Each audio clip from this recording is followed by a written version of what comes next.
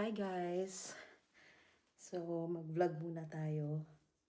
Samahan niyo muna akong maglinis. At, ang gulo ng buhok ko. Samahan niyo akong maglinis. Today is Sunday and medyo hindi ako nakakapag-vlog. Mga ina-upload ko lang guys yung mga previous videos ko na hindi ko pa na-upload. So, ang nangyayari tuloy is hindi na siya nagiging a day in my life. Kasi nga, mga previous travel ko yung previous travel yung mga nangyayaring post ko. So ngayon, ito is update lang, life update. Okay. Ay nako, ang hirap naman. Mamaya maliligo na ako. Medyo ganito pala ang guys, yung hair pag hindi tawag nito, yung lagi mong hindi nililigo yung hair mo. So, nagiging oily siya. Anyways, ito yung ngayong itsura ng ating bahay. Ang dami kong gamit ngayon dito na hindi ko pa naaayos. Yung bang lazy day, hindi kasi araw-araw laging masipag maglinis. So, close natin yung door. Yung lights. Ayan. Kunin ko lang yung mic natin para mas maganda.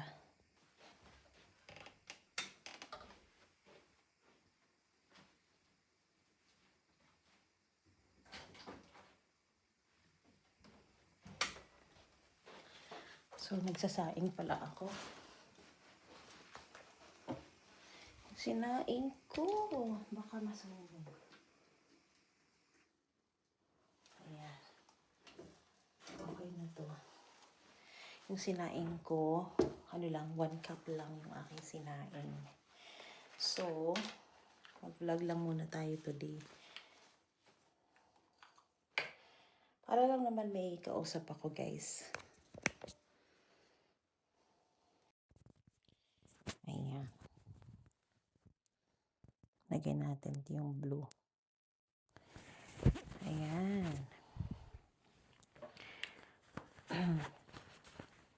So, okay na siguro to, no? Siguro konting lang.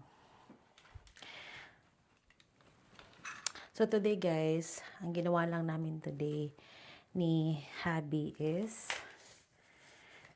anong tawag nito? Taka lang. Ganyan natin. Ay, hala. Baliktad. Wait lang. Huwag masyadong mataas kasi maliit lang ako. Ganyan lang. Ayun. So, ginawa namin today is, supposedly lalabas kami at manonood kami ng football sa town. Pero nangyari kasi, medyo hindi ko bet din yung hindi ko bet lumabas. Na parang gusto ko lumabas na parang ayaw ko.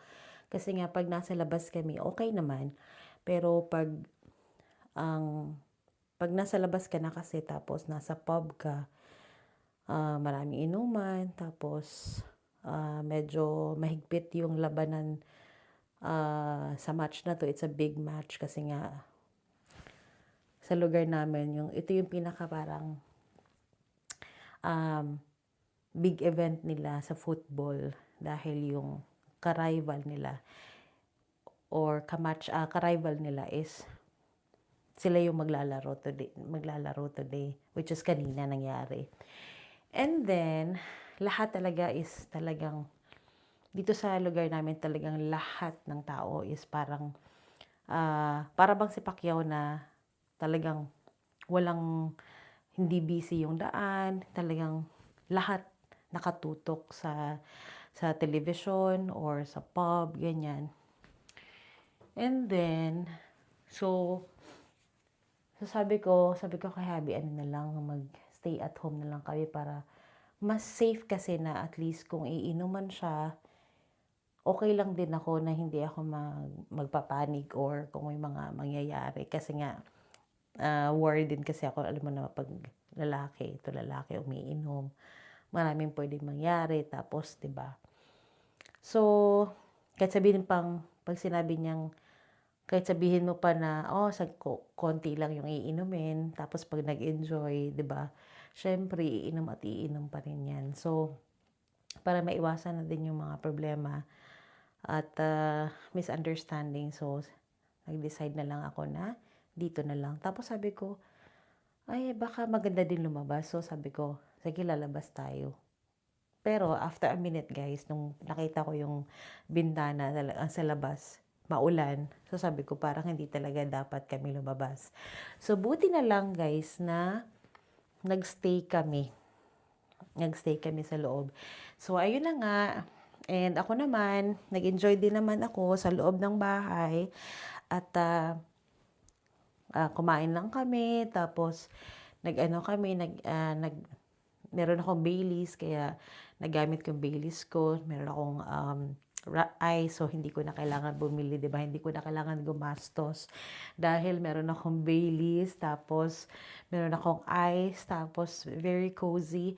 So, iniisip ko kasi guys na okay naman lumabas-labas, no? Pero pag mga ganitong mga ganitong match na napakagulo, mas maigi ng mag-iwas, step back ng konti.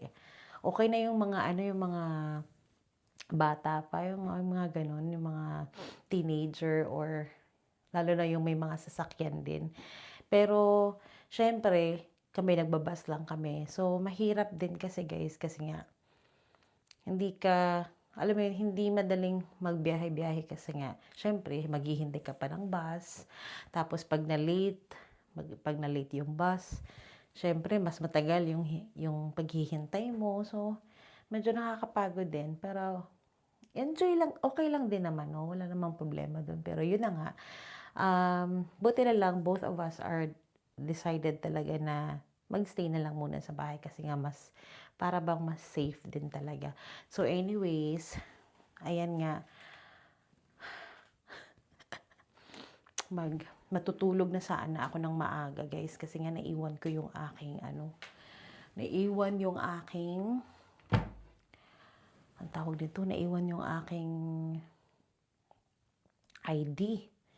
So, yung ID ko, hindi ko alam. Siguro, hopefully guys, fingers crossed, sana naiwan lang sa office kasi hindi ko alam kung nawala ko ba, baka nawala sa labas ng building. Pero, yun na nga, yun ang talagang sana hindi ko nawala sa labas ng building. So, hopefully, bukas, aagahan ko bukas sa office. Tapos,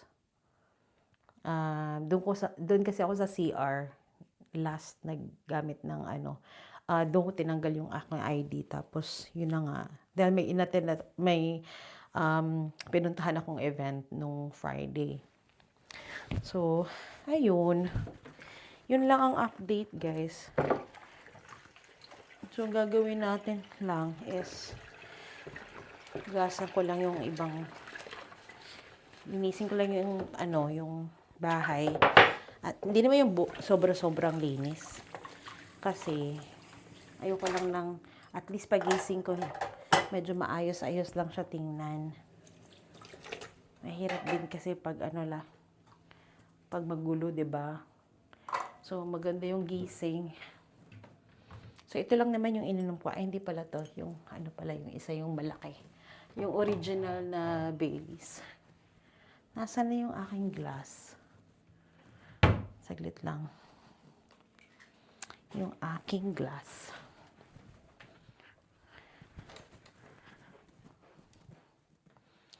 Ito yung ito binigay sa akin to. Ito guys, binigay sa akin ng kaibigan ko sa work. So, kailangan ko lang naman itong ingatan. Nag-iisang baso. So, di ba ang ganda, no? Sobrang ganda guys, kaya happy lang nung nag-birthday ako, sobrang happy ko niyan. Nakita ko yan. So, ngayon, tatapon ko lang yung mga basura. Tapon lang tayo ng mga basura, guys. Kasi, ay, naku. Tapos yung basura para hindi tayo mangamoy.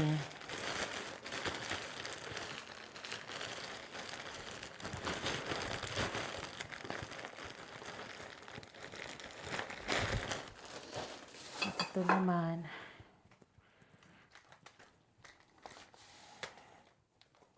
ayan.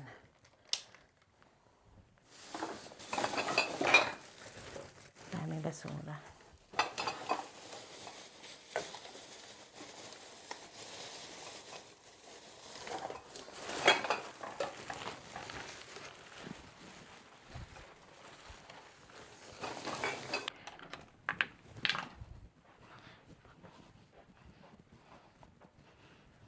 So, ayan. Teka lang.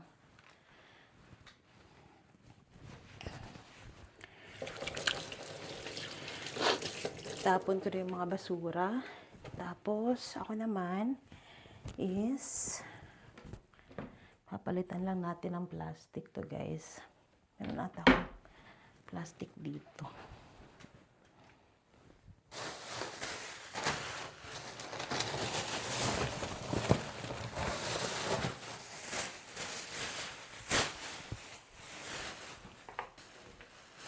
Bibili pa ako ng proper na ano talaga na sa basurahan ba. May nakita ako sa Temu na ano, malaking basurahan. I mean, hindi yung sobrang laki pero pwede siya pang ano, pwede siya pang segregate, na proper segregation talaga ng basura para sa loob. Ayan.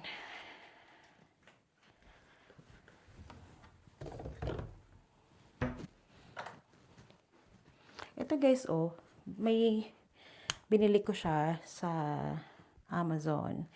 Tapos, ang ganda. Sobrang ano siya, very easy to use lang. Lalo na pag gusto mong mag-smoothie. Hindi mo na kailangan talagang bumili sa outside world. Para, di ba, bumili ng mga smoothies. Di ba, mga smoothies, pag sa mga ano ka, kunwari, sa Pilipinas, magkano ba? 30 pesos, 25. So, pero kung meron kang ganito talaga, tapos bibili ka na ng prutas, talagang masusulit mo siya, guys. Kasi pwede mo siyang dalhin everyday, kahit saan ka magpunta, tapos, pwede kang pumunta sa ibang lugar, tapos bibili ka lang doon ng fresh na fruits. Yun, magagamit mo siya. So, ayan. If you want this, mabibili mo lang to sa Amazon. Lalagay ko lang yung link down below para makita mo. Doon ka bumili ng Ninja na tawag nito, fruit blender.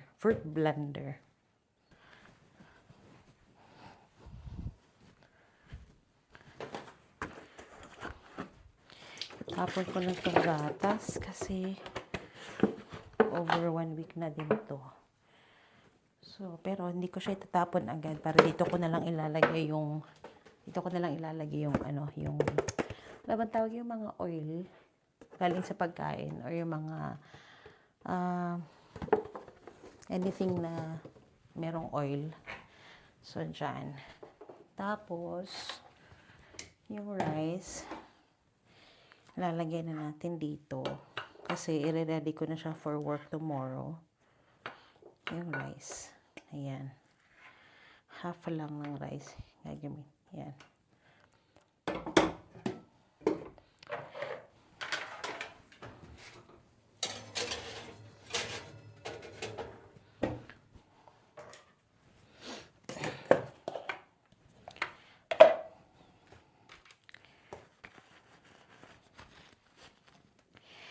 Ay, nako. Alam nyo ba guys na dumarating ako sa point na sobrang tinatamad akong magawa-gawa sa bahay. Okay, maglinis-linis. Alam mo yun? Ewan, para akong nalulungkot na hindi ko maintindihan. Kaya sabi ng husband ko, kailangan ko daw na mag-exercise para mawala yung parang lungkot-lungkot ba. Kaya, ayan. Okay.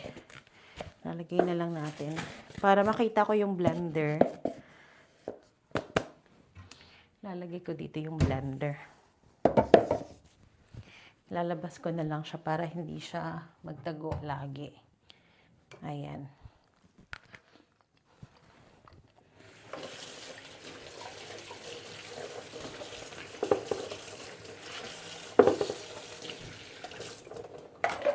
So, okay na.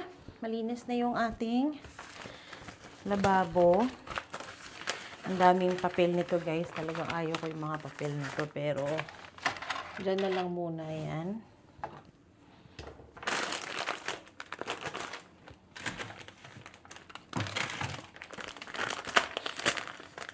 Linisin ko lang yung table. Tapos, after ng linis ng table, guys. Ayan.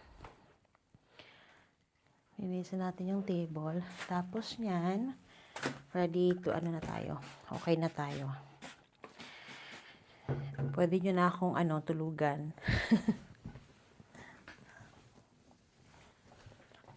Ayan. Ganito pala talaga ang guys. Alam nyo ba dati, nagbabahay-bahayan lang ako.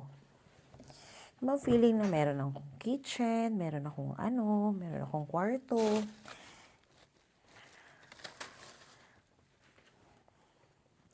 Tapos yun. Tapos hindi na tumutulo yung hindi na tumutulo yung kesame.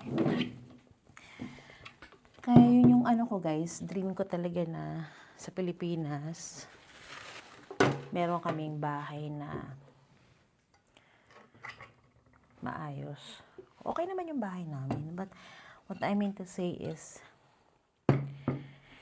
pa kasi guys, yung mga wirings, hindi maayos. Ayan, hindi maayos yung mga wirings, kaya nakakatakot din. Alam niyo yun. So, pero paunti-unti, gagawa natin ng paraan kasi nga, mahirap naman kasing, mahirap ba yung mahirap yung ibubuhos ko lahat ng pera sa sa Pilipinas kasi syempre dito din sa amin gusto din namin magkaroon ng bahay. So plano namin talaga na mag-ipon. Tapos while nag-iipon kami, syempre travel din. Kaya ayun. So yun lang. Matutulog na ako guys and thank you sa pagsama sa vlog na to and I'll see you next vlog. Good night everyone.